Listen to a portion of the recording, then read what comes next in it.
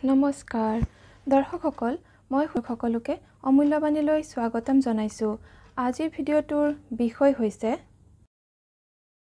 সৌভাগ্য আনিবলৈ, বিপদ আপদ দূৰ কৰিবলৈ, পিতৃদোষ দূৰ কৰিবলৈ আৰু জীৱনত উন্নতি কৰিবলৈ আজি দুটামান বিশেষ সহজ উপায় আপোনালোকক জনাবলৈ লৈছোঁ। উপায়সমূহ হৈছে ক'লা কুকুৰৰ লগত জড়িত।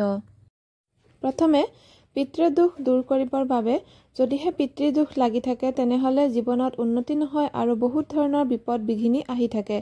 সেয়েহে পিতৃদোষ দূৰ কৰিবৰ বাবে দিনৰ 11 বজাৰ পৰা 12 বজাৰ ভিতৰত ক'লা কুকুৰক ৰুটিত অলপমান গুড় ৰাখি খাবলৈ দিব।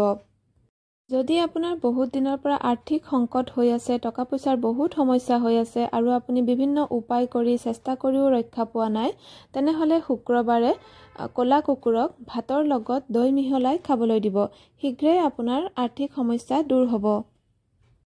যদি আপোনাৰ বহুত শত্ৰু আছে বা ঘৰত কাৰোবাৰ বেমাৰ হৈ আছে, তেনেহ'লে দেওবাৰে ক'লা কুকুৰক বুটৰ দালি ৰান্ধি খুৱাব। যদি আপোনাৰ কেতুৰ দোষ আছে তেনেহ'লে নিয়মিতভাৱে যদি ক'লা কুকুৰক অলপমান হ'লেও গাখীৰ খাবলৈ দিয়ে তেনেহ'লে কেতুৰ দোষ দূৰ হয়। শেষত যদি শনিৰ দোষ চলি আছে বা শনি বাবাৰ চাৰেচাতি চলি আছে বা বিভিন্ন ধৰণৰ কামত আপুনি বাধা পাই আছে শনি বাবাৰ দোষৰ বাবে, তেনেহ'লে শনিবাৰে গধূলি সময়ত ক'লা কুকুৰক গাখীৰ আৰু ৰুটি যদি খুৱায় তেনেহ'লে সেই দোষ দূৰ হয়। দৰ্শকসকল, আজিৰ ভিডিঅ'ৰ ইমানতে সামৰণি মাৰিছোঁ।